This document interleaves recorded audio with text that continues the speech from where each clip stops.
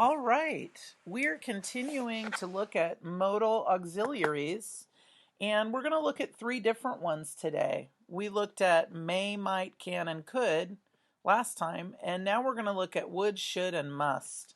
So I'm writing my name at the top.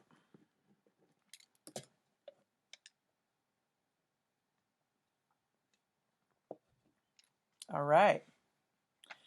So let's look at the differences between these. If I use the word would, it expresses a willingness to do an action. So I'm going to circle willingness.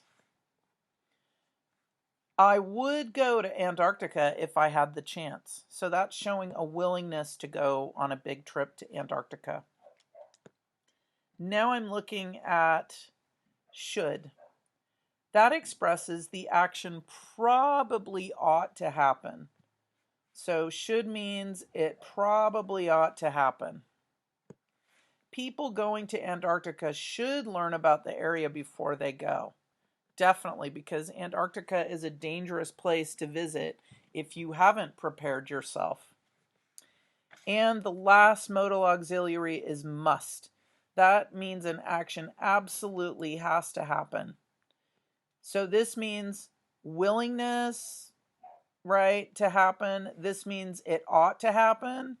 And this means it absolutely has to happen. Visitors to Antarctica must go with an experienced guide.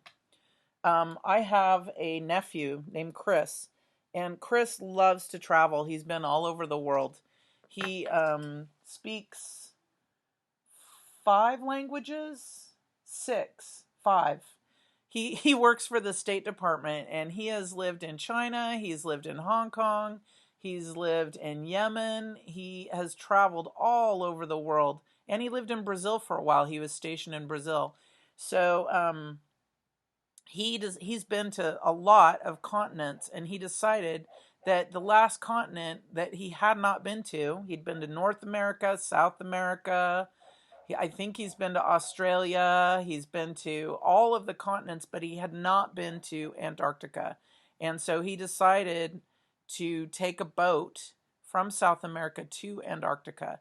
And it's a very complicated process. You have to ask for permission to travel there because it's a very harsh environment. And his ticket to get there was only a short pass. He did not get to spend a lot of time there. Because it's kind of a dangerous place. People can freeze to death or get lost or get hurt.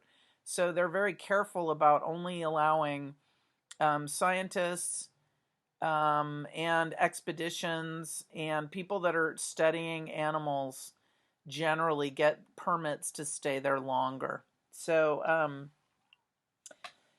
complete each sentence by writing a modal auxiliary from the chart. So we're going to be really careful, and we're going to examine each one and look whether it shows willingness, if the action ought to happen, or the action has to happen.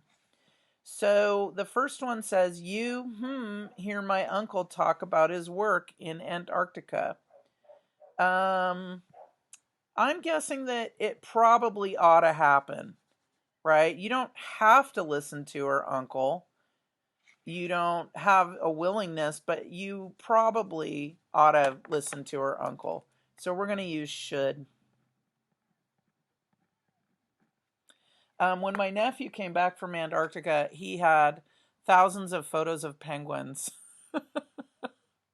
He loves photography, and so he was really excited about seeing penguins and took many pictures of penguins and doing all sorts of things and movies of penguins.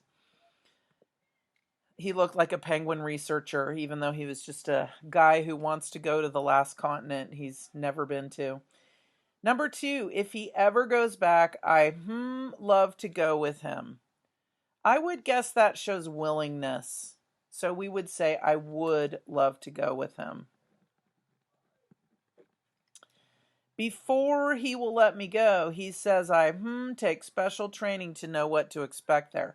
That sounds urgent, like it has to happen. So I'm going to say must. Also, he thinks I work hard to be in good physical shape. That sounds like something that probably ought to happen. So I'm going to say should. Number 5, of course I get my parents' permission to go. That absolutely has to happen. You can't go to Antarctica without getting your parents okay. So we're going to say I must get my parents' permission to go. I really enjoy seeing all that ice and visiting penguins in their natural habitat. That sounds like willingness to me. So I would put would. I would really enjoy seeing all that ice and visiting penguins in their natural habitat. All right, so I hope that this helped you to understand how to use would, should, and must and the difference between them. There is a very subtle difference between the first two. Would shows that you want to do something. There's a willingness on your part. Should shows that it probably should happen. And must means that it absolutely has to happen. Right? And so that's the difference. It's very subtle between those three. All right. So thank you for joining me.